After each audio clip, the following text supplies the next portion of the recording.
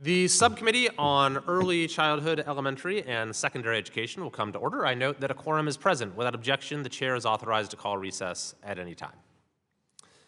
The notion that every student should go to college was perhaps well intended, but it was never compatible with the needs of young people or of our country.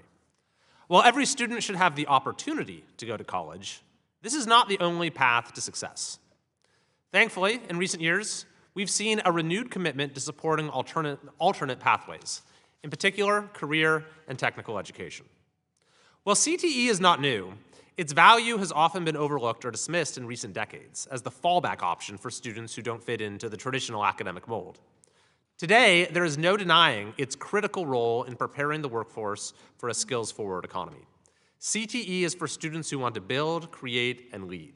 It is for students who learn best by doing. Over 8 million secondary school students nationwide are already participating in CTE programs. They're learning to design, weld, code, and provide life-saving care. These students gain hands-on experience that leads to good and stable jobs. And the results speak for themselves. Students who concentrate in CTE, completing more than 2 credits, graduate at rates above 90%, significantly higher than the national average.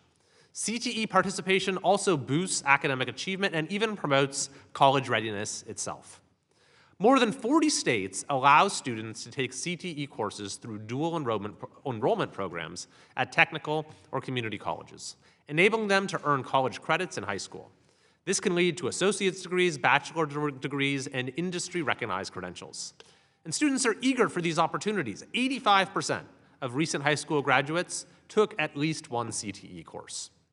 CTE classrooms are filled with future engineers, healthcare professionals, business owners, and innovators. It's not a second option. It's a pathway to success in high school, higher education, and the workforce.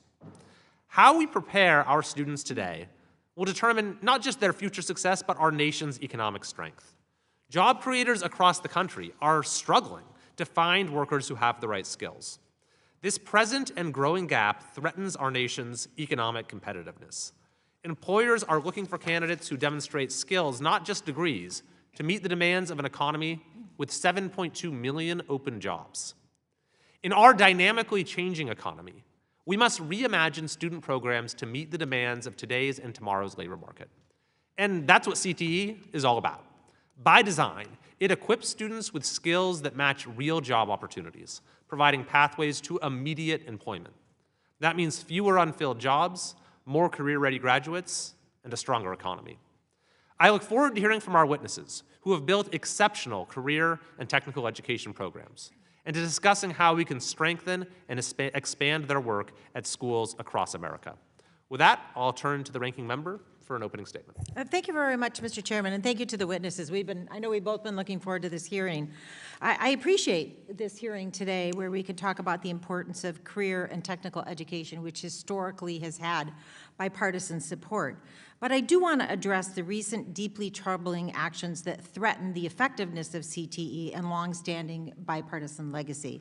Earlier this year, President Trump kicked off his second term by signing an executive order to dismantle and close the Department of Education. As part of that effort, the executive branch used a questionable interagency agreement, an IAA, to transfer much of the administration of CTE and adult education programs from the Department of Education to the Department of Labor. Along with this, $2 billion in funding for programs under the Office of Career and Technical Education was transferred out of the Education Department to the Department of Labor.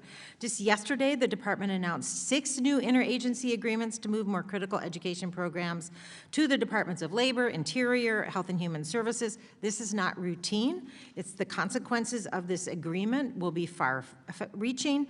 It's also part of a broader effort to shut down the Department of Education without the consent of Congress.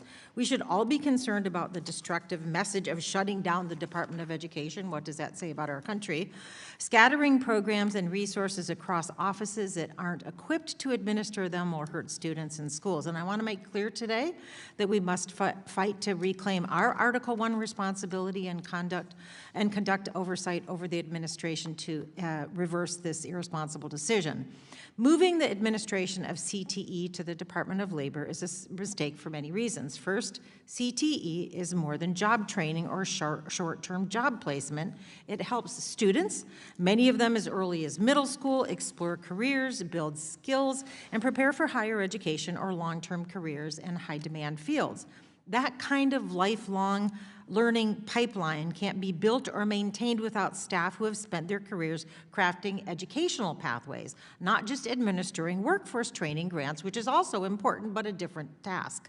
Offloading these programs to an agency that lacks that background is a disservice to our children, to the future, and it also violates the Perkins Act, which I worked with several of my colleagues here today to reauthorize in 2018 when it was signed into law by President Trump. Second, these programs are objectively worse off now now that they've been moved to the Department of Labor. Under the Department of Education, the programs were aligned with academic standards, focused on long-term success, and embedded into the education ecosystem at the state and local level. The Department of Labor's job training programs, by contrast, are often short-term, disconnected from education systems, and focused on immediate employment rather than sustained learning. This shift risks turning CTE into the type of narrow vocational training we worked for decades to move away from. We support it, but it's not the same as CTE, where students, often from low-income families or communities of color, were tracked into limited job paths with little room for upward mobility. Ironically, the transfer of these programs from education to the Department of Labor has created more bureaucratic inefficiencies, not reduce them. States, school districts, and institutes of higher education are now forced to navigate two different agencies to access one program. We've heard stories from states who are spending all their time learning a new grant management system instead of doing what they should be doing, which is innovating. Delays in grant processing and decision-making are already being reported, and we've only begun to see the fallout. It's pretty chaotic. And third, the innovation we've seen in CTE over the past decade is now at risk. And that progress was made possible because states had the flexibility to tailor programs to meet the needs of their students and local economies. But this new hyper-partisan shift, driven not by educational best practices but by ideology, it threatens to stifle innovation. A bipartisan success story is now being drawn into a federal bureaucratic tug-of-war, placing unnecessary hurdles in front of states that were leading the way in expanding access and improving outcomes, including my home state of Oregon. I want to emphasize, career and technical education works. It works because it's education-driven. It works because it was crafted in a bipartisan manner and in partnership with educators, employers, and communities. And it works because it's the kind of engaging, hands-on problem-solving learning that engages students. And it works because we had career professionals in the Department of Education who understood the difference between preparing students for the future and just placing them in a job. I wish we could spend the whole hearing discussing the exciting innovations in CTE that states like my home state of Oregon are leading. My state's made CTE a priority. We've seen absenteeism decrease. We've seen graduation rates increase.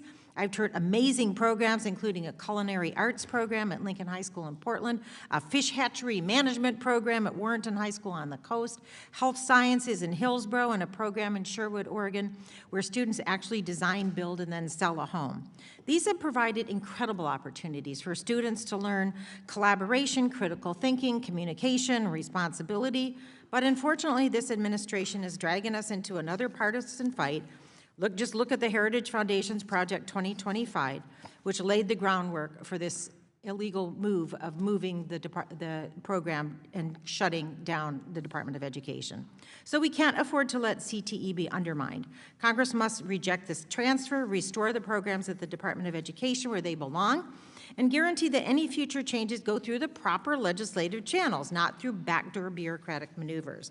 Our goal should be to improve and innovate CTE. This isn't just a matter of process, it's protecting learning for millions of learners.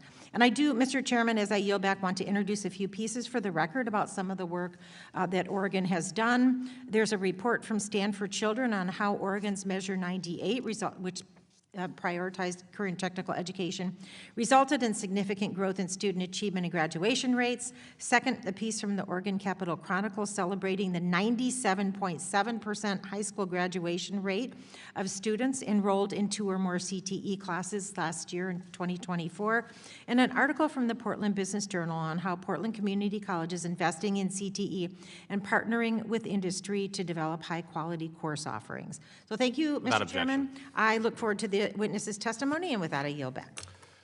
Pursuant to Committee Rule 8C, all members who wish to insert written statements into the record may do so by submitting them to the committee clerk electronically in Microsoft Word format by 5 p.m. 14 days after this hearing, and without objection, the hearing record will remain open for 14 days to allow such statements and other extraneous material noted during the hearing to be submitted for the official hearing record.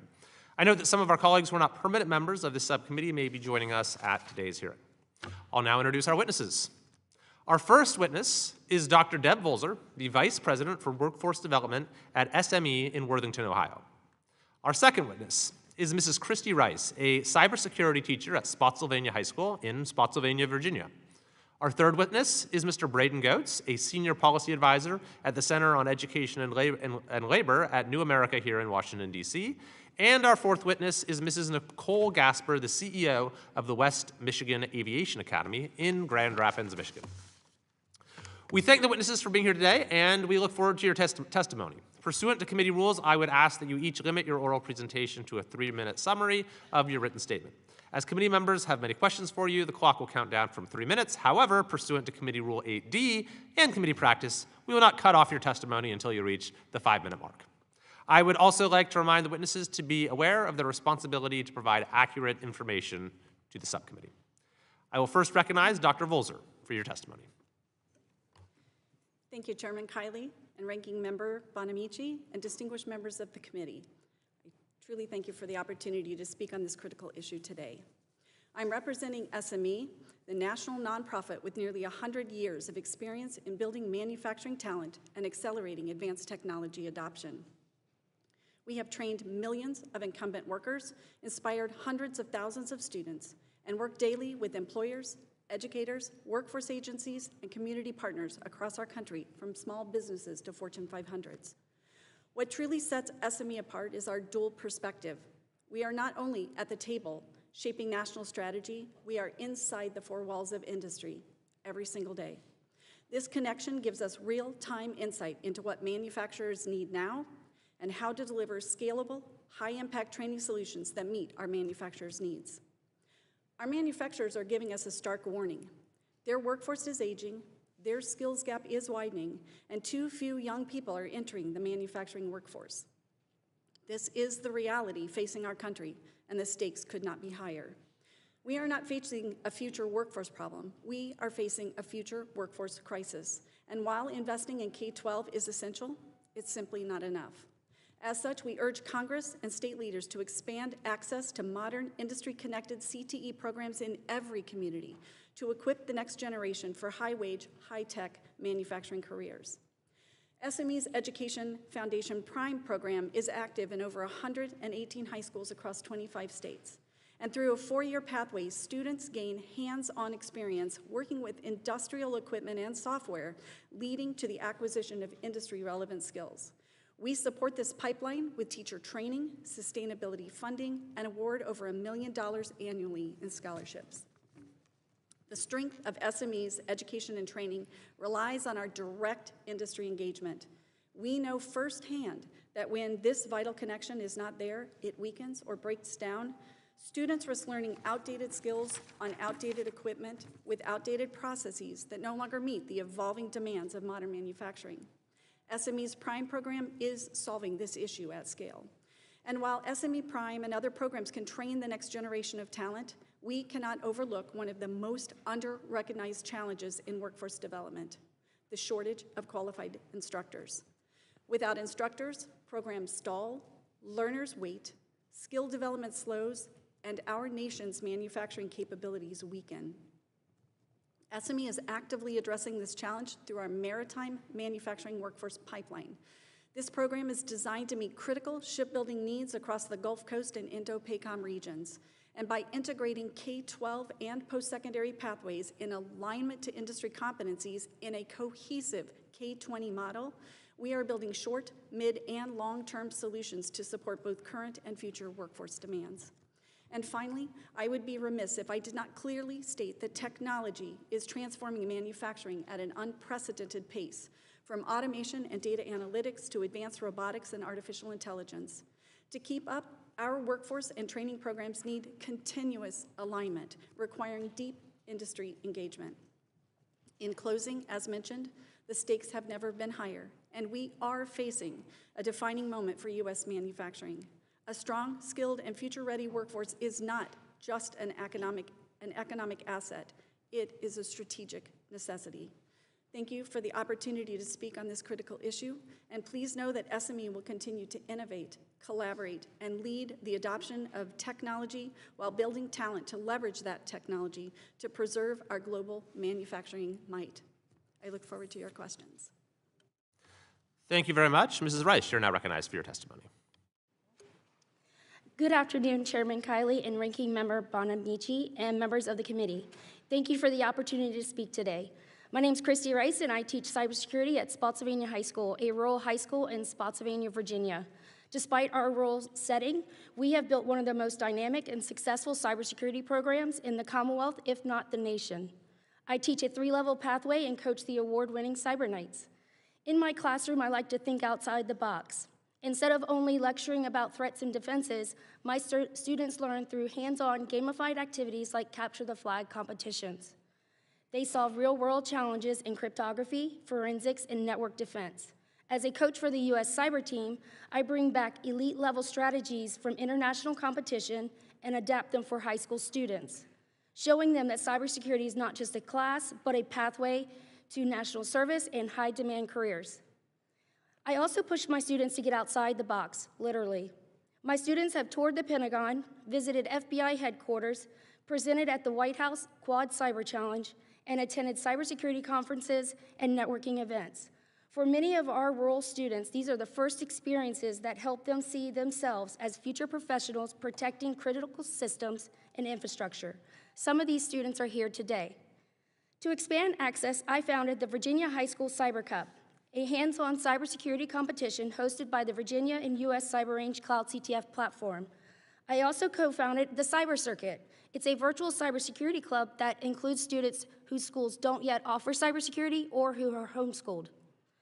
These efforts ensure that any student anywhere in Virginia can step into the cybersecurity world. Innovation in CTE must also support our educators.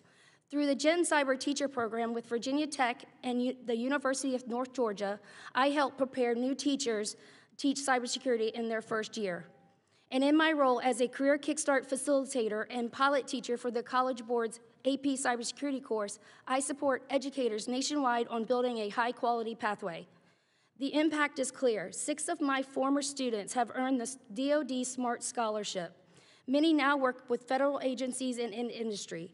A high percentage of my students graduate with the CompTIA Security Plus, and we have seen a strong increase in female participation. What's at stake is our national security and our economic future. If we don't connect classroom to career in fields like cybersecurity, we risk falling behind in both talent and readiness. When we invest in educators, empower our students, and create pathways that connect classroom to real-world challenges, we don't just prepare students for jobs, we prepare them to protect and lead in the digital frontier. Thank you for your time today.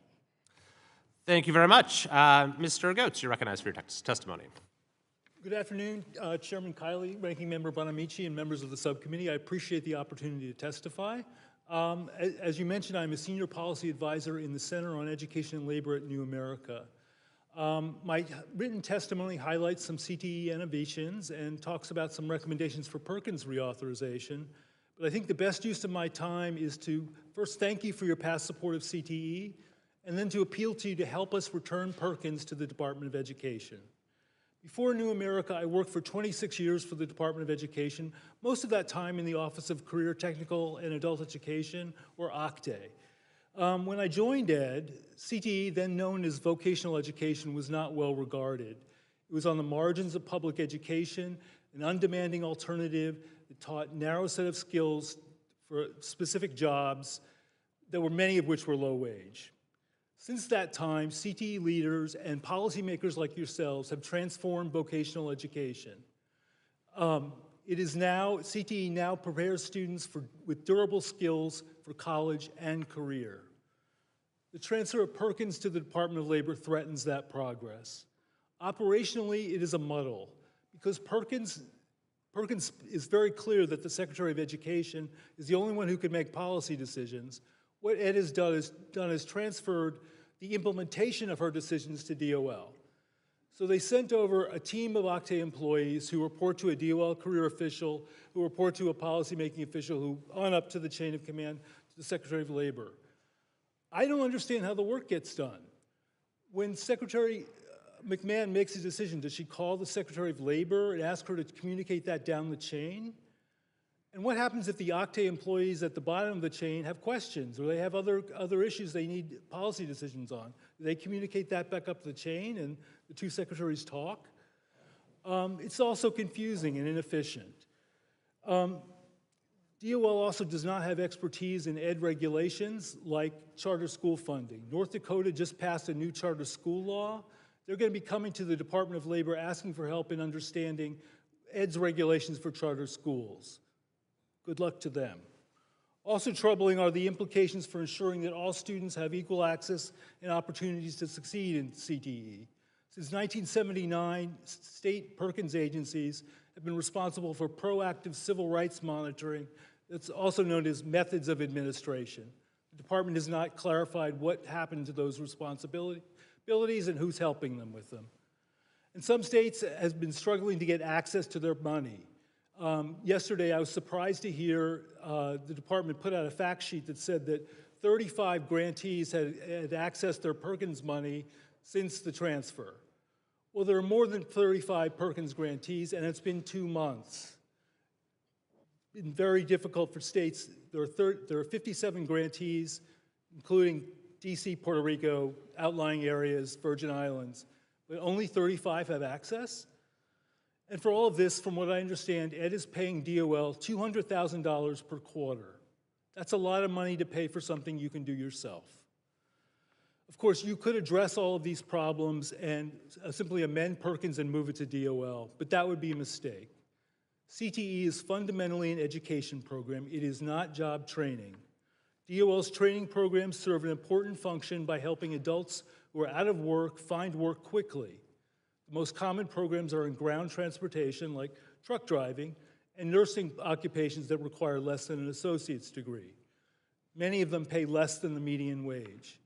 That is not the orientation or the result we want for high school CTE programs. We need to be building long-term pathways to prosperous futures for every student, not steering them into the next available job regardless of its quality.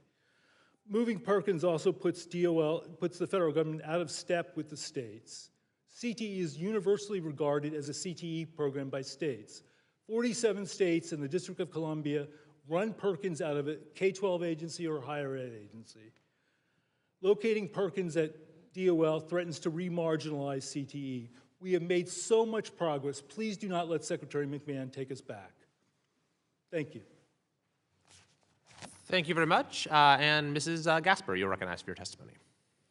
Chairman Kiley and Ranking Member Bonamici and members of the committee, thank you so much for the opportunity to share with you what we get to do with and for our families at the West Michigan Aviation Academy. We are a public charter high school located at the Gerald R. Ford International Airport in Grand Rapids, Michigan, where we get the privilege of serving just over 600 students in grades 9 through 12. We are heavily focused on aviation, as our name indicates, but also heavy STEM, and the piece that really sets us apart is our professional culture. At the Academy, career and tech ed is key to what we get to do for our young people. It's critical to our mission. We get to create meaningful talent pipelines, and over the 15 years, we've demonstrated that by having just under 200 high school seniors earn their private pilot's licenses by the time they've graduated. We've also had 27 of our students earn their Part 107A commercial drones licenses. Both of them are portable credentials that our young people get to walk out of our high school with. Our robotics team has found themselves multiple times on the world stage down in Texas, and we've also had a state-recognized Science Olympiad team. Our students currently in our Build a Plane course, we've not only built a Carbon Cub EX2 that was deemed airworthy, that we sold to replenish the project, but now our students are refurbishing a 1975 Belanca Scout and a 233 Schweitzer glider, both of which are real-world skills. Additionally, to give you a picture of our school, we have 6% of our graduates on average choosing military service. So while that's not specifically CTE, it does show an additional pathway. And that is 3 times the national average of young people graduating, going into the military. These accomplishments address our workforce needs. We know the global demand in the aviation sector is great. We're looking at a need of over 600,000 pilots and technicians over the next decade, and additionally 15,000 over the next couple of years for the domestic pilot shortage. Our mission, vision, and values guide every decision we make at the Academy, and we believe that excellence truly begins with both connection and upholding high expectations. Every student is paired with a trusted adult where we get to uphold clear and high standards. For example, we don't issue Ds. Our students get to earn A, B, C, or F. Our students get to earn 26 credits to graduate for their high school diploma, where the state of Michigan requires 18. Our students also get the opportunity to give 100 hours of community service as part of their diploma from the Academy, along with a required job shadowing opportunity. Because we're located at an airport, you can imagine the unique opportunities that get to come our way. We believe that students need a lot of exposure during their formative years, and so that is a key element of our academy. Students have access to our direct flight line. We also have access to the airport public safety, and we have an incredible amount of guests that get to visit our students to share different career opportunities within the aviation and engineering sectors. We've even had students test for landmines with a partner at the airport as well. However, these partnerships extend beyond the airport. We have our wonderful charter authorizer, Grand Valley State University, who also, along with other post-secondaries, give our students dual credit for the CTE programs in which they participate. All of our aviation programs are state certified in CTE. Additionally, we've also taken the lead in the state of Michigan in working with other partners to help develop the CTE standards for aviation general and professional pilot programs. I'm very proud to say that 66% of our juniors and seniors are involved in CTE at our academy. My hope today is that I can share the West Michigan Aviation Academy with you as a national model that can show what is possible when you have business and industry, private partnerships, and public education coming together for the central mission of serving our young people. It truly does create a pathway to career for our young people as they get to experience all that's in front of them. Again, thank you so much for the opportunity. I look forward to your questions. Thank you very much. Under Committee Rule 9, we'll now question witnesses under the 5-minute rule, and I'll first recognize myself for 5 minutes. And I just want to thank all our witnesses, really inspiring testimony. I think a big part of what we do on this subcommittee, apart from the policy levers we have, is to showcase just truly tremendous examples of what's going on at school districts across the country. And as Mrs. Gasper just said, what you're doing, what all of you are doing, really provides a national model that I hope can be a source of inspiration education in every state. So I do want to just briefly address off the top this issue of the interagency agreements and the Perkins program. And so, Mr. Goetz, you raised a number of criticisms of this, and the ranking member as well, and I don't want to dismiss that. I want to really try to understand it. I think there's probably room for debate whether the chain of authority that you described is exactly as you described it. Certainly, if there are issues accessing the grants, that's something that needs to get worked out quickly. But as far as sort of your broader critique, the problem, as you describe it, seems to be that, well, DOL is going to have to talk to the education department, and they're going to have to call each other back and forth.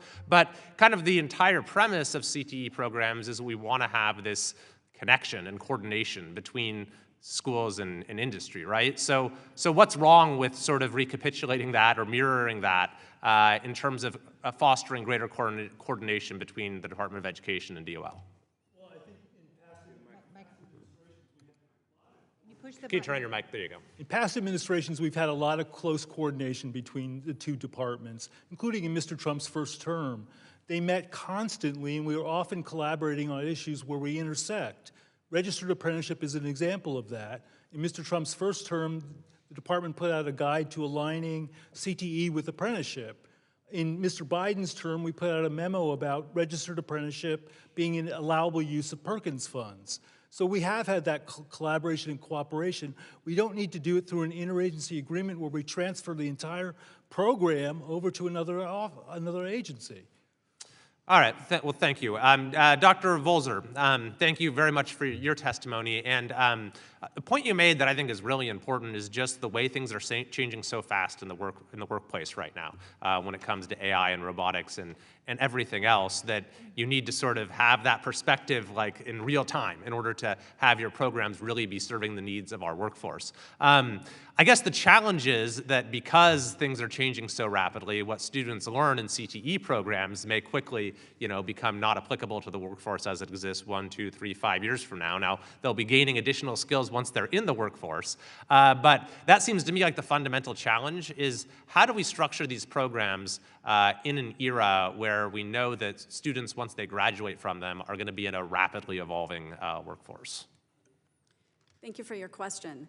And I think that really is where it comes down to deep integration with local industry and alignment to education. Not only how the programs are designed, but making sure that the skills that are being taught in those classrooms are directly applicable inside the four walls of industry. One of the things that the SME Prime program does specifically is we do a significant amount of research into the industries, the equipment that's being used, the processes that are being used, the new technologies that are being integrated, and make sure that that same exact equipment is inside the walls of the high school so that when they step into that, they are productive day one. They are continuing to learn, and in fact, they're bringing innovation. That is what the next generation of learners, it's not just about the technical skills, it's not just about the academic skills, it's not just about those workplace ready skills, it's the innovation that the next generation is bringing because they are comfortable with technologies,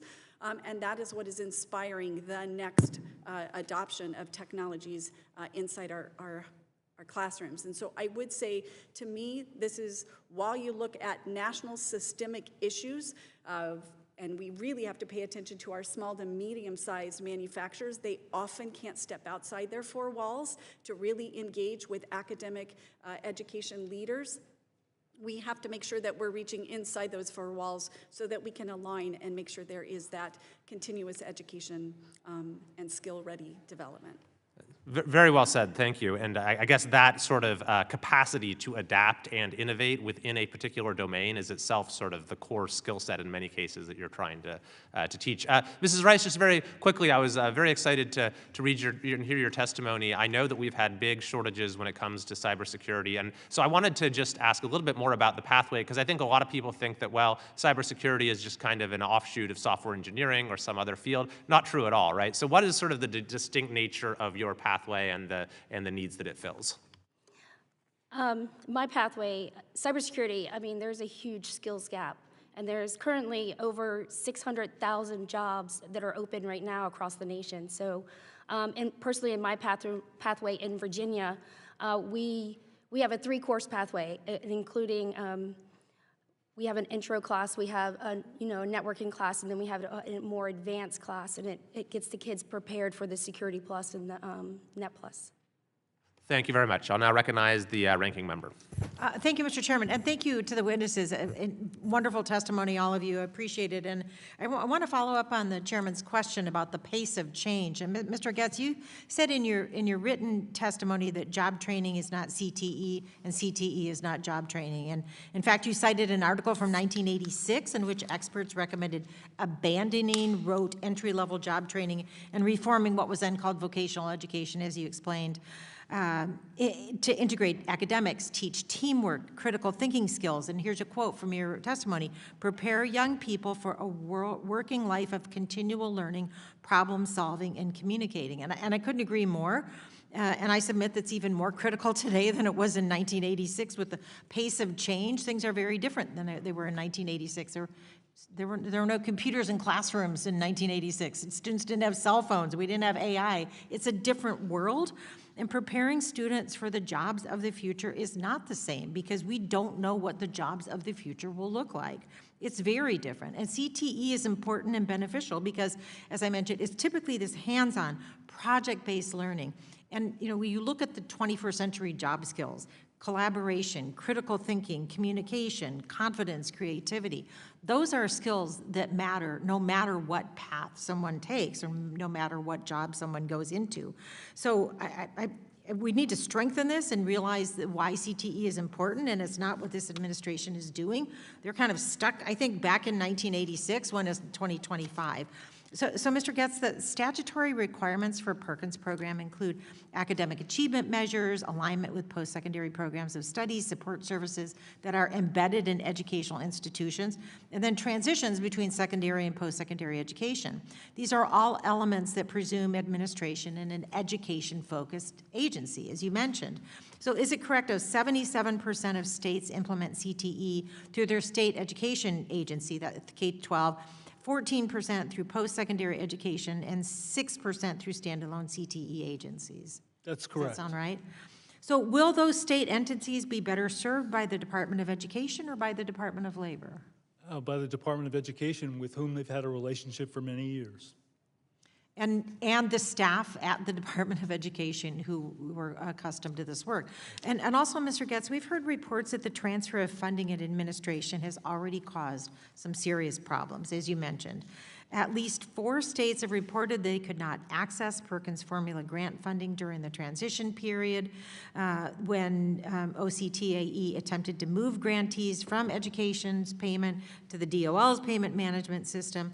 And some states have reported delays in receiving their payee account numbers needed to access their formula Perkins funding, and other states have had challenges getting bank accounts to even be recognized by the new payment system.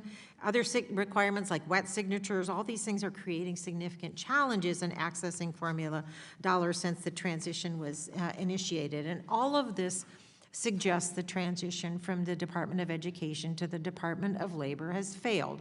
So could all of this have been avoided if the Perkins formula grants were still administered by the Department of Education? Absolutely. They've made it harder to get Perkins funds than it is to get a mortgage. And I want to emphasize, too, that this committee has worked hard on the Workforce Innovation Opportunity Act and other workforce programs. And those are important. I'm not minimizing those, but they're not the same as educational programs, such as the CTE programs that are mentioned. And we heard some great examples today. I think they're wonderful. There are so many industry partnerships that are happening. But again, the focus needs to be on career and technical education. It's not career and technical job training, and it's even more critical with CTE at middle schools and high schools. Again, we don't know what the jobs will look like. So Dr. Volzer, Mrs. Rice, and Ms. Gasper, do you agree with Mr. Getz that career and technical education is education? Anybody disagree with that? Go ahead. Anybody, do you all agree that it's an educational program, career and technical education? It's more of an educational program than a job training program? Go ahead, Dr. Volter. I'm almost out of time, so go ahead. Sorry. I think it is, you can't separate the two. Education to align with skills that secure sustainable, thriving, waged occupations should be the goal of education. Building a well-rounded individual is absolutely critical. When we talk about workforce-ready skills, it is those critical thinking, problem solving. And quickly, in maybe one sentence, your thoughts on the education aspects of CTE, Mrs. Rice and Mrs. Gasper, because I'm out of time. Maybe one sentence. I think when we look at what we get to do through career and tech ed, it's really determined at our local level in terms of the educational component piece. Thank you. I really am out of time. I'll yield back. Thank you. Thank you. I now recognize the chair of the full committee, Mr. Wahlberg. Thank you, Mr. Chairman, and thank you for this hearing, and thank you for the panel being here. I'm tempted to ask how many of you educators that are here at the table noticed anything negative coming from the 7-week shutdown by my Democrat colleagues in the Senate when the Department of Education was shut down for 7 weeks. I won't ask that question. I'd also say thank you to my colleague from Oregon for showing us what a state can do in CTE. Amazing things by itself, the state doing the work, knowing what they need in their own state of Oregon. And I think the same is true in Michigan and Virginia, and the students here in the room can attest to that as well. Dr. Volzer, you work closely with industry partners. You've said that. What strategies, best strategies, have you shown to work and be effective for sustaining employer participation in your CTE programs? And again, as I said at the beginning, when we look at developing out these programs, we're looking at locally what the needs are for those industry partners, what equipment, what skills, and what future technologies are being integrated into that environment, into that local, so that we can best support those local entities. But that grows beyond that. What employers are finding is understanding demand signals and working closely with their education partners to ensure that those, not only those programs align, but the duration, the durability of those programs align to the demand signals of their industry. So those are some of the things that we look at. Once they also do the evaluation at the end to ensure that what is produced through our education systems is aligned to the needs, and not only just immediate needs of employment, but securing that continuous education that ensures that our industries grow with the economic needs of our nation. So key, that continuous understanding of its continuous education for a lifetime, but being up close and personal, as you've said, customizing what fits with business and industry. Thank you so much. Ms. Rice, how do you incorporate artificial intelligence tools specifically into cybersecurity education, and what guidance or resources do teachers need to do that responsibly? That human moral touch on AI. Thank you for the question. Integrating artificial intelligence in my class is essential. So first, I use AI for hands-on learning, for hands-on problem solving with my students with capture the flag activities. So we will first use it to AI-assisted analysis of challenges, whether they review a log or decode patterns. And then I push them to validate those results as well to make sure that they're doing that manually, so they're not just depending on that AI analysis. I also create AI phishing emails or have them evaluate deep fakes. But it's important by letting them see AI from an adversary's perspective, they develop a deeper understanding why ethical decision-making, bias awareness, and human oversight isn't important as technical skills. We use it more as a tool so that the students can understand it, evaluate, and use it thoughtfully. I also use AI in my classroom to personalize learning, especially in a rural school. We have a lot of kids that want to take my class that might feel like they're intimidated by it because their learning level is not where it needs to be. So I will use it for differentiation, and it helps make complex concepts like scripting and digital forensics and malware analysis for many of them, it makes it feel cybersecurity is more accessible. Wow. Well, thank you. Thank you. May you continue to succeed on that. Ms. Gasper, I had the opportunity of touring your school and wishing that it was in my district. I can't have everything good in Michigan in my district, but I'm glad you're there. Could you tell us a little more about the school? I would assume most of the students are from upwardly bound home settings, high incomes, and all of the rest. Is that true? Actually, that's not true. So that is one of the... I set you up for that one. Thank you for that. That is one of the biggest misunderstandings, actually, being a public charter high school in Michigan. We serve every type of child, and we accept all children that apply. Unfortunately, or fortunately, however you want to look at it, we have more student applications than spots available. And so last year, as an example, we had double the amount of freshman applications than the spots available. So while that's a blessing, it's also unfortunate that we can't serve every child. Yeah, it's working. We'll push for choice, more choice. So thank you. I yield back. Representative Lee of Pennsylvania is recognized. Thank you, Mr. Chairman.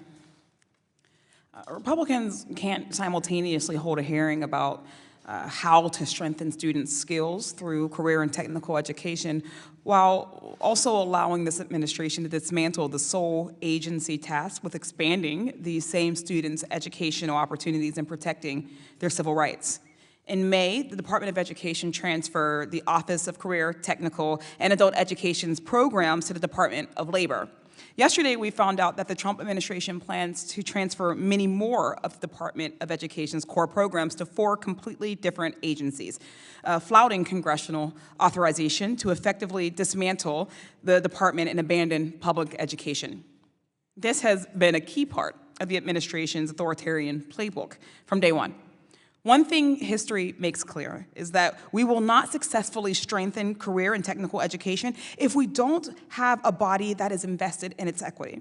We value all career paths, whether it's a trade or working in the arts, a career in science, they're all important.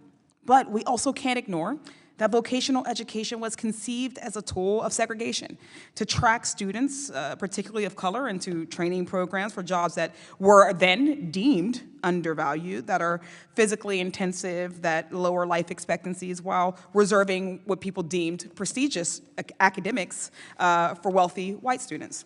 Even within career and technical education today, white students are more likely to have access to manufacturing and information technology pathways, while Black and brown students are placed in classes for now devalued professions like hospitality or tourism. One of the reasons the Department of Education exists is to help states and schools address these educational inequities. This is literally one of the reasons why Congress tasked the Department of Education with administering Perkins and other career and technical education programs. Mr. Gads, aside from the fact that it's a direct attempt to dismantle the Department of Education without congressional approval, will transferring the administration of Perkins to the Department of Labor exacerbate segregated pathways that disproportionately track students of color into undervalued careers? Well, as I mentioned, methods of administration is a proactive civil rights monitoring that state Perkins agencies are supposed to be doing to address some of the issues that you're talking about. We have no idea where those responsibilities lie now with the change that they've done in the IAA.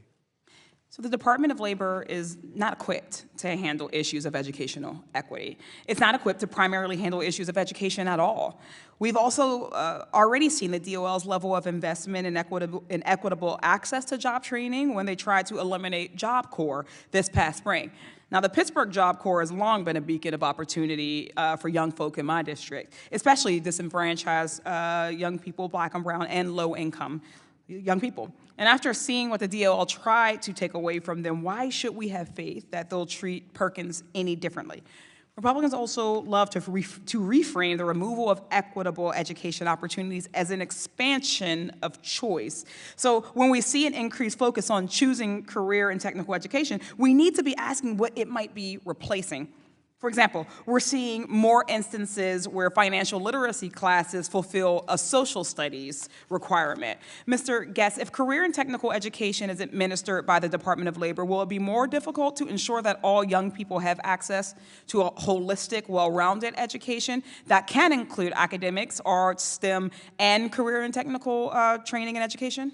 I'm very concerned that we will lower academic expectations for students in career and technical education if it remains at the Department of Labor. Thank you. As the wealthiest nation on earth, we should be able to offer holistic education to all children. Right? Robust career and technical education shouldn't come at the expense of foundational academics. Students need and deserve both. And we can't let an administration that doesn't value education pit one against the other. Any hearings about how to strengthen federal education programs while this administration is actively dismantling the Department of Education are a waste of students, families, and educators' time. We should be focused on what we plan to do to keep the department and its programs intact. I thank you all for your time, and I yield back. Representative Messmer of Indiana is recognized. Thank you, Chairman, and thank you to the witnesses for being here today. Ms. Gasper, you've worked in both regional service agencies and CTE development. What can we do to help share innovative CTE models between states? Thank you for the question. I think really it comes down to what do the communities need? And so focusing there should be our first goal. In addition to that, once we see in terms of place-based what's needed, then being able to leverage partners. So for example, the partnerships that we've been able to leverage have been able to come about because we've been so clear about our mission, vision, and values and what we need in order to serve our young people. So in addition to that, once you have that clarity, then partners can decide how they fit into that mission. I also think it's important to think about the mutual partnerships. So when you have career and tech ed in public schools, and then you have business and industry partners, what are the mutual benefits to both? So for example, we have a tenant that leases space from us, which is incredibly unique.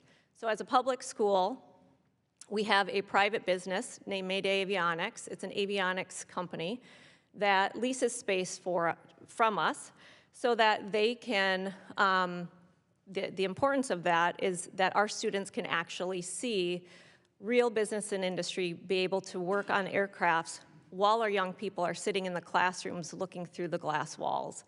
So in terms of looking at partnerships, it's really about being clear about what the community needs and then being able to solidify those partnerships. Okay, thank you.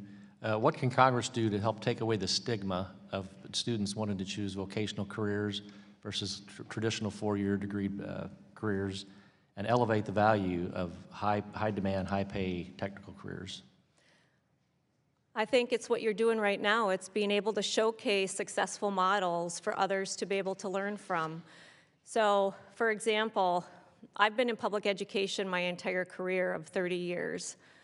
Being at the academy has tremendously renewed my faith in public education because so many of the barriers to innovation have been removed. It starts with, well, let me just backtrack. It's all about the people, right? It's being able to come together with a group of people who are passionate and willing and able to focus around a single mission, vision, and set of values. And so coming to a public charter school where you have an appointed board who is solely there to serve that mission is very different.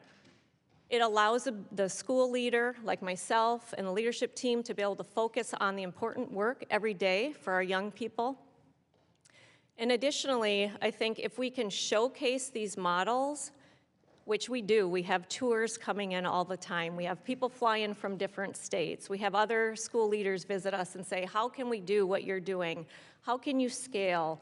How can we duplicate? It comes down to it's about the people. It's about finding that single mission. What is it you're trying to accomplish? and then taking away all the what ifs, taking away the excuses of why we can't do this with and for our families.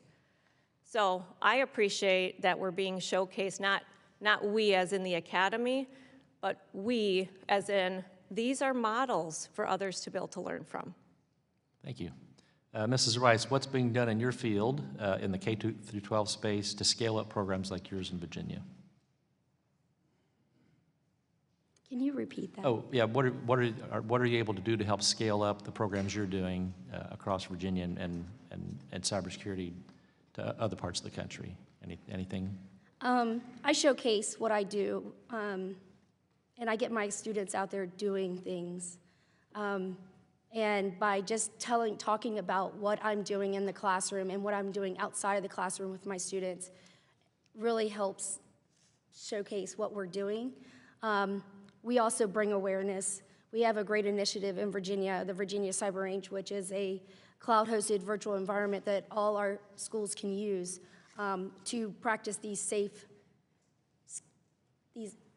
skills, cybersecurity skills, in a safe environment. So, but just talking about what we're doing in Virginia and sharing it across the nation, and helping other educators do what I'm doing in their states. Yep, thank you for your responses, and I yield back. Representative Mannion of New York is recognized. Thank you, Mr. Chair. Thank you to our witnesses for joining us here today. I'm very excited about this subject of today's hearing because career and technical education is expanding rapidly in Central New York, and we have a great history of innovation and technology in the region that has served this country well and made us a leader around the world, a legacy that we must continue by an investment in our public schools and our higher education institutions. With the growth of major industries like advanced manufacturing and semiconductor chip manufacturing, our region has launched transformative CTE initiatives, including an advanced technology framework that's being piloted across 10 of our local school districts.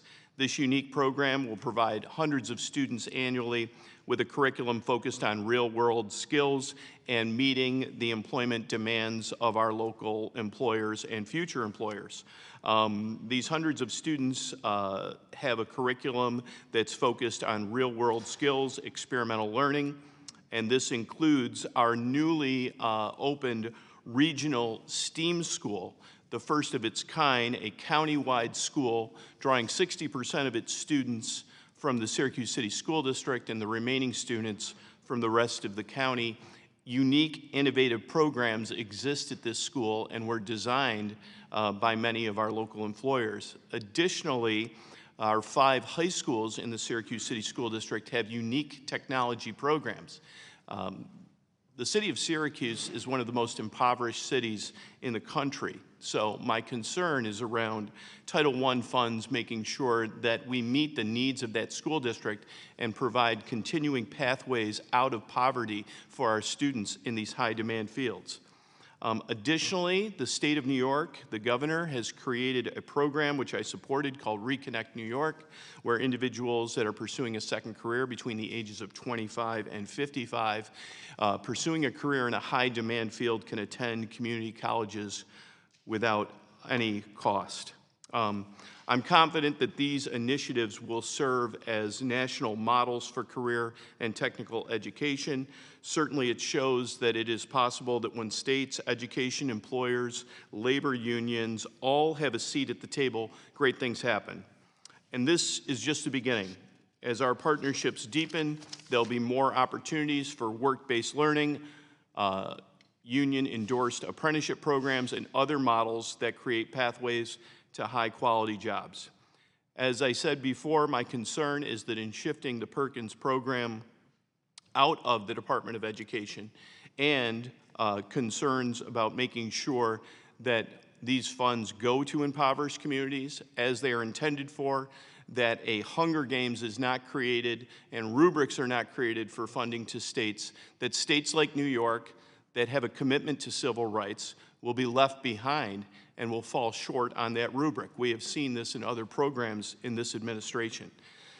So with that in mind, my question is for Mr. Goetz. Given the momentum behind these regional partnerships and the demand for skilled talent, what are the most effective models that you've found of work-based learning and youth apprenticeship programs and adult apprenticeship programs at high school or community colleges level, especially in fast-growing sectors like advanced manufacturing, the skilled trades, healthcare, and others? So what are the most effective models? Well, let me answer your question, first of all, by saying the best way to promote more work-based learning opportunities in this country is to make sure that every school district has a Perkins allocation that's large enough to support a work-based learning coordinator. That's going to take a bigger investment, but it's about time that we did that. Everyone is polarized about a lot of things, but not CTE. Now is the time to increase funding for Perkins. In answer to your question about models, there's a great program in Surrey, at Surrey Community College in rural northern North Carolina. They've created, for young people, a CTE dual enrollment program in health.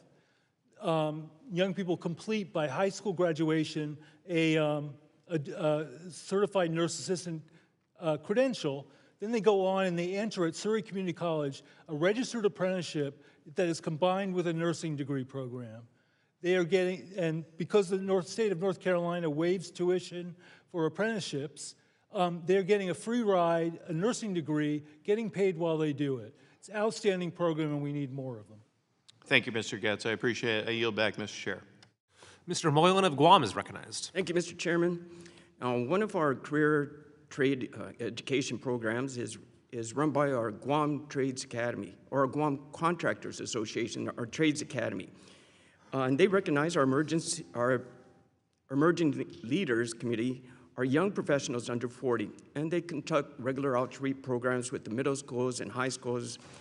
And how they attract our young kids is through two main events. One in spring, it's called Pizza, Pop, and Power Tools. It's aimed at encouraging girls and women to enter the trades. And then in the fall, we have Construction Warriors. That's aimed at recruiting both boys and men and girls and women to enter construction careers. Now, the Trade Academy was developed around also working adults. And it works very well for high schoolers because they treat them like adults. And because the Academy is developed around people also without diplomas, also works well with people who speak English as a secondary language. So our Trades Academy has a partnership also with our Guam Department of Education. And as a pilot program, they're assisting troubled students to go through the Trades Academy. And students must finish their certification and their high school diploma.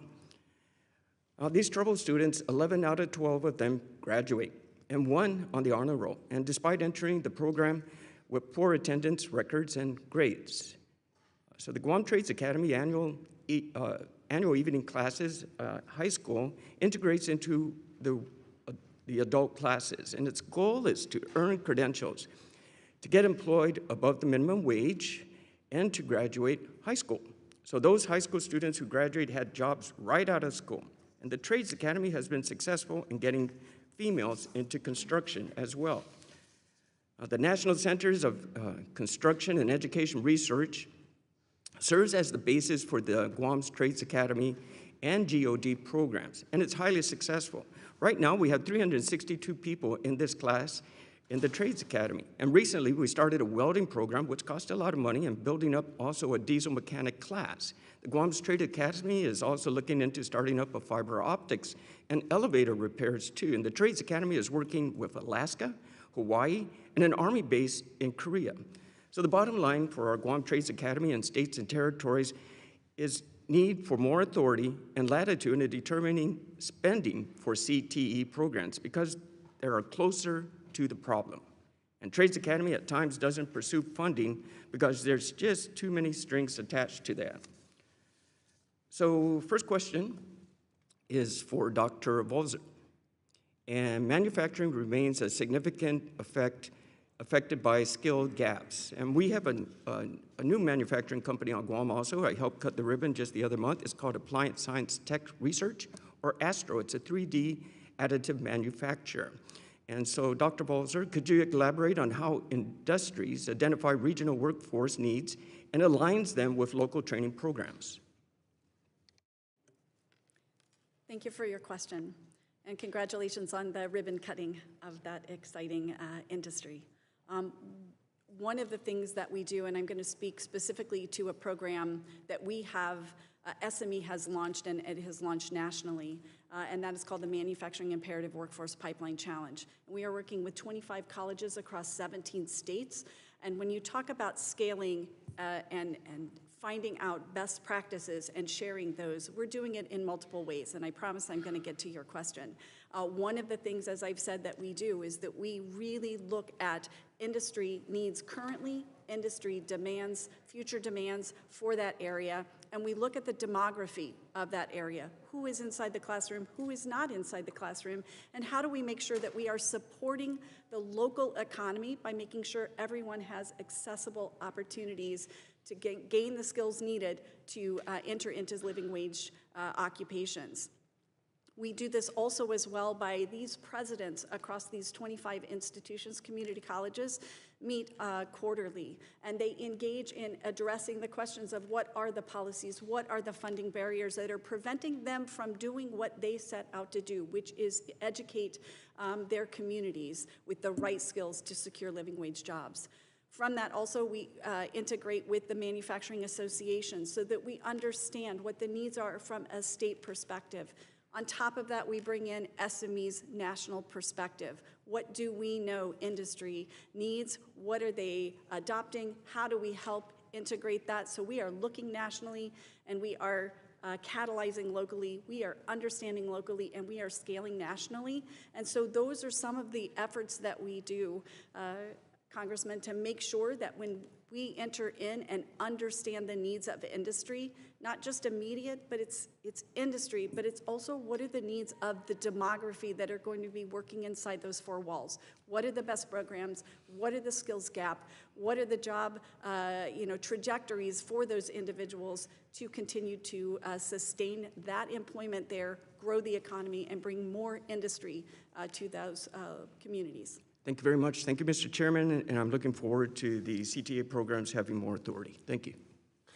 Representative Adams of North Carolina is recognized. Thank you, Mr. Chairman, and thank you to our witnesses for being here today. Before I get to my questions, I do want to take a moment to address a crisis facing my district. Over the weekend, the Trump administration deployed Customs and Border Patrol agents to Charlotte, North Carolina, arriving in unmarked cars, without badges, dressed in body armor, wielding assault rifles, and they actually terrorized our community.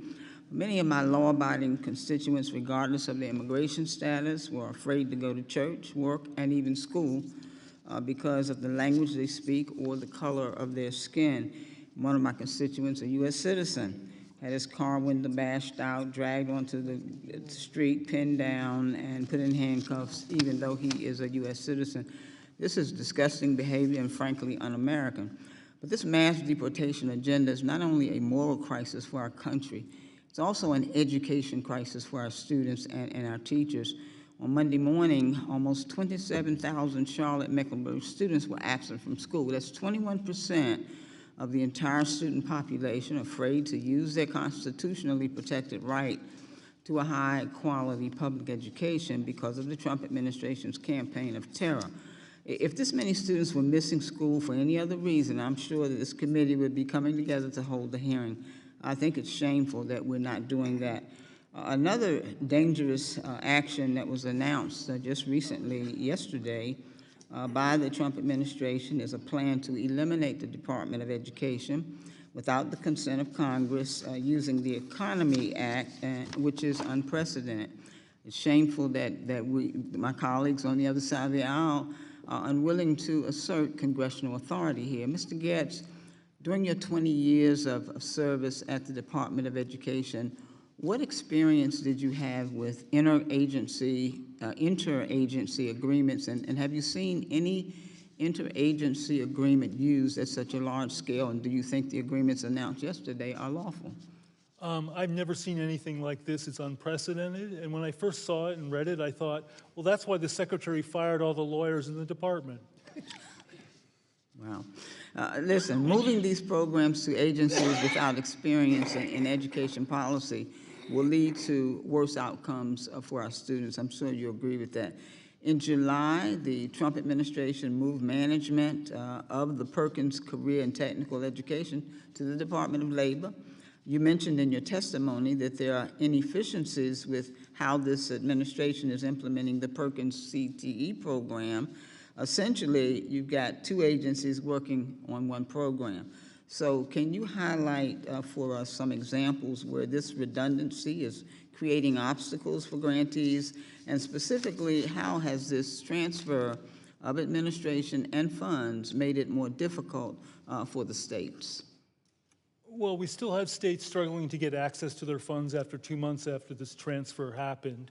I watched the 1-hour webinar that explained in the 75-slide presentation all the things you have to do to get access to your money. I don't understand why the Department of Education, which has had a relationship with these state agencies for what, decades, couldn't have transferred their information over to this new contractor. Why are we putting people through this?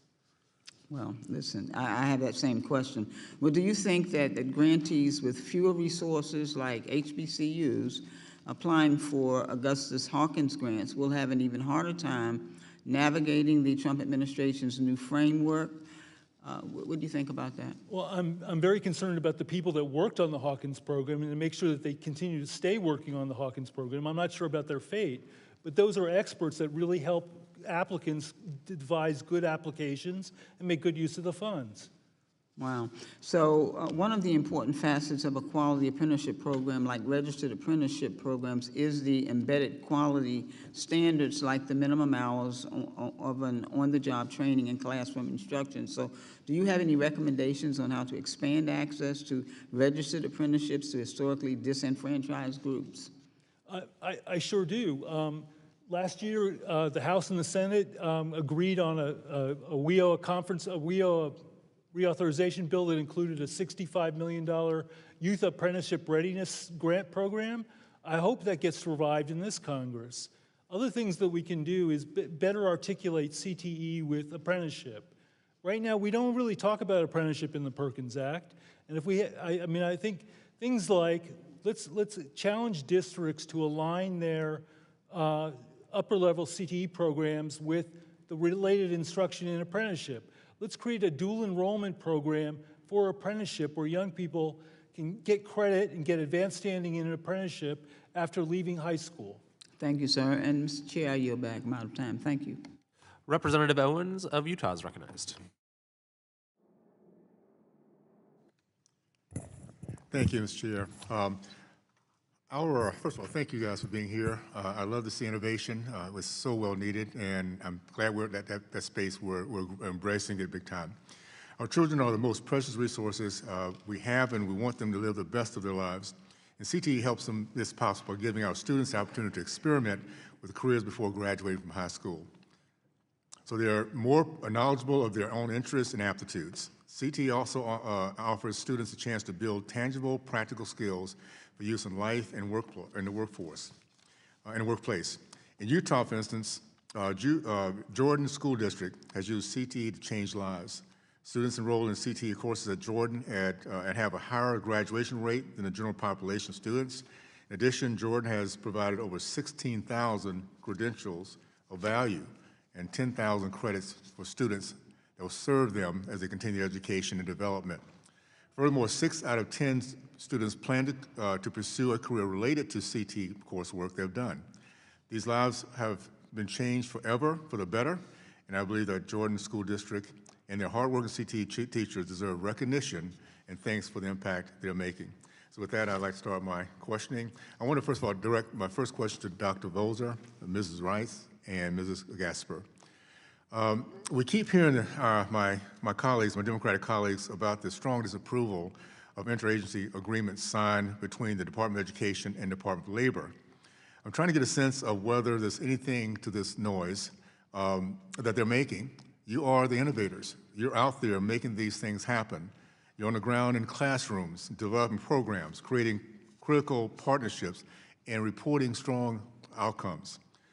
Would each of you like to please answer this? Does interagency agreements at all affect your programming, your work, or your outcomes? I want to start off with Dr. Volzer. I want to start by saying nearly 100 years ago, 33 tooling engineers came together to do something bigger than themselves, knowing that our nation required us to do more. I think opportunities to collaborate, to innovate, but to ensure that funding is still maintained for these programs is critical to our nation. Thank you. Thank you for the question. As a classroom educator, my focus is delivering the highest quality learning experience for my students, regardless of where funding is administered.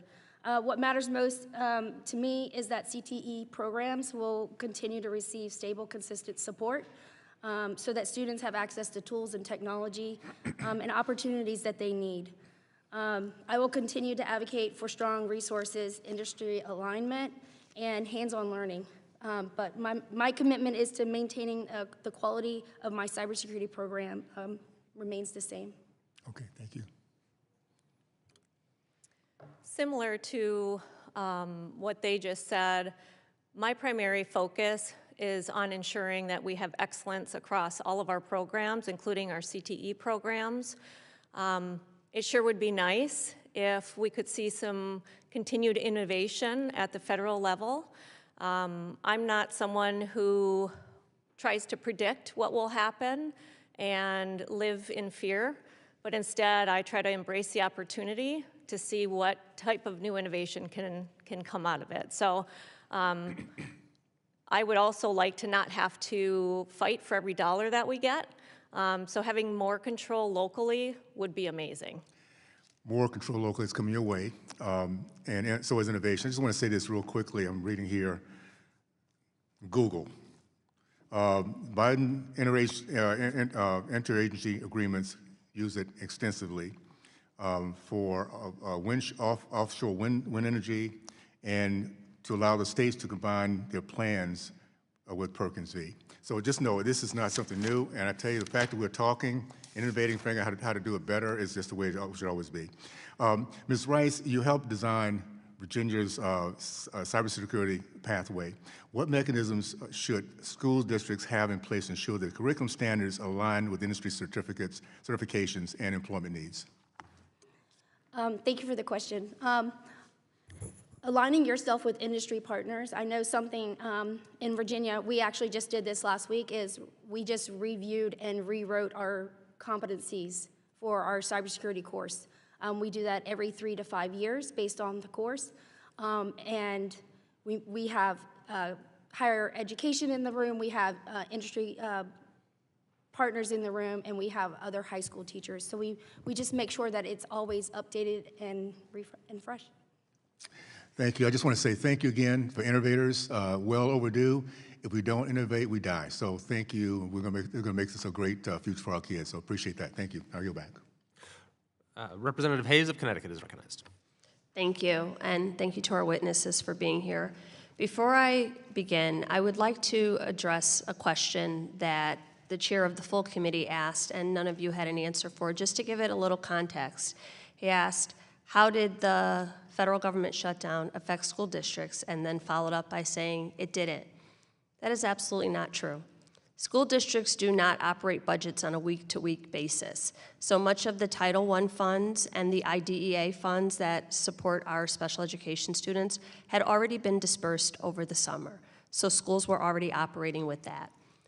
Many school districts, especially Title I districts that rely heavily on federal funding, saw delays in reimbursements for meal programs for their students with free and reduced lunches, and they had to direct funds from other places.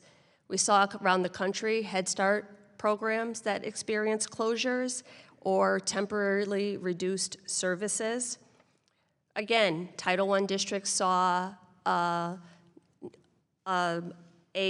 halting of federal grant-making opportunities and technical assistance to support them with those grants as they plan for the next year.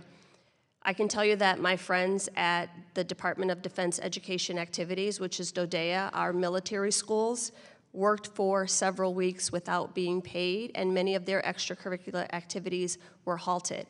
They still showed up So the students didn't feel the impact, but if you ask them if there was any direct effect from the federal government, I'm sure that their answer would be different. And I think the thing that is most important and incredibly egregious is a constituent of mine who has a complaint with the Office of Civil Rights for a transition program for her severely disabled son who will be graduating soon. And she needs to make sure that his supports are in place as he transitions. And she lost weeks of getting an answer, or at least a meeting or a decision, so that her son can transition out of high school. So for our most impacted students in our most vulnerable school districts, if you ask them if there is any impact for those teachers working in those communities and those administrators trying to plan for the next year, they absolutely felt the effect of the last several weeks. I'm glad we're having this hearing today, but I also understand that this hearing is yet another example to try to make the case for why we do not need a Department of Education. The decision by this administration to cut CTE programs is deeply troubling for me.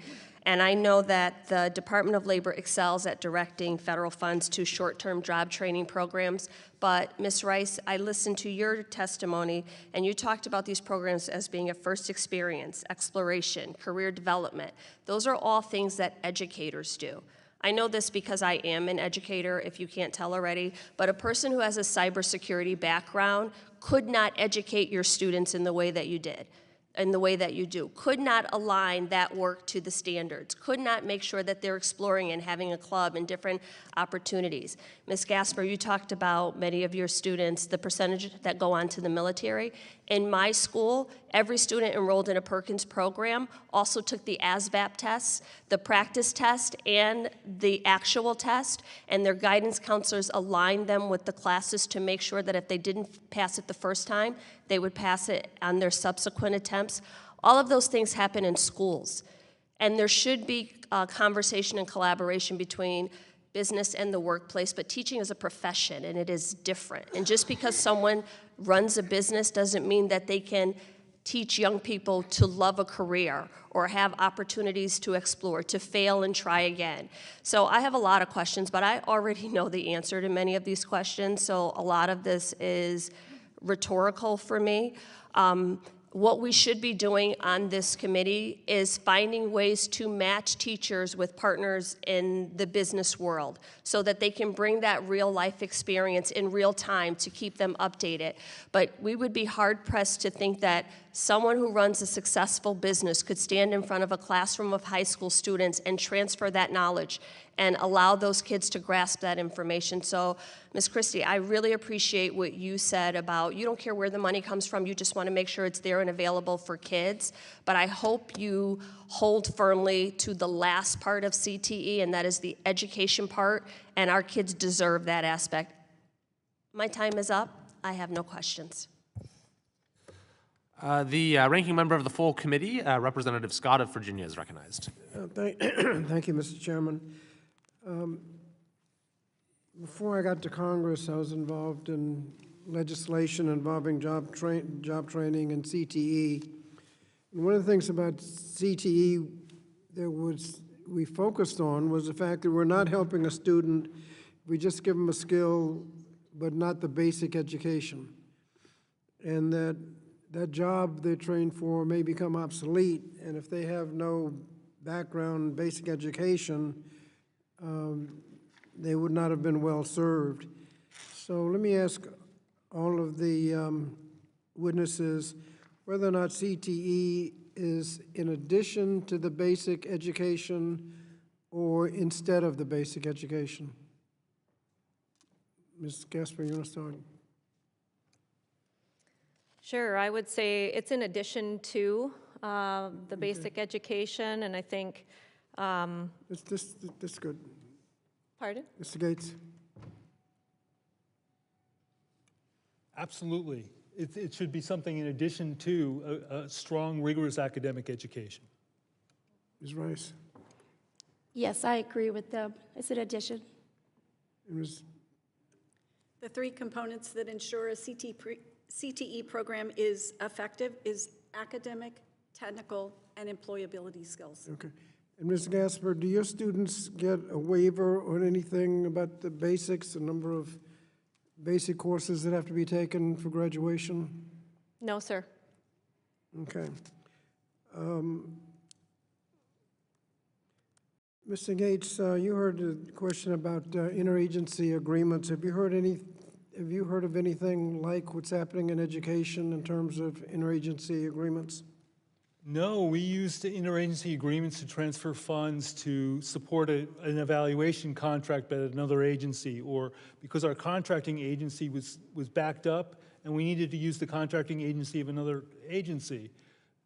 Those are the things that we use IAAs for. We don't transfer entire programs across the federal government. And Mr. Gates, can you tell me what one of the problems with the old-time CTEs is students got tracked.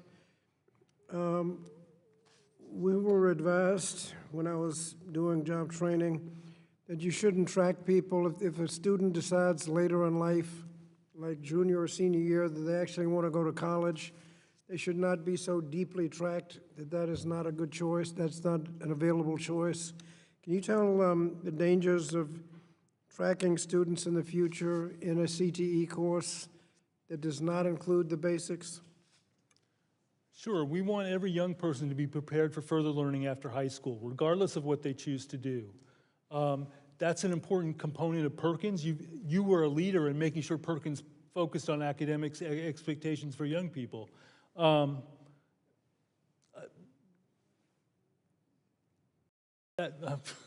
lost the question, I'm sorry. Well, is tracking. Oh, tracking.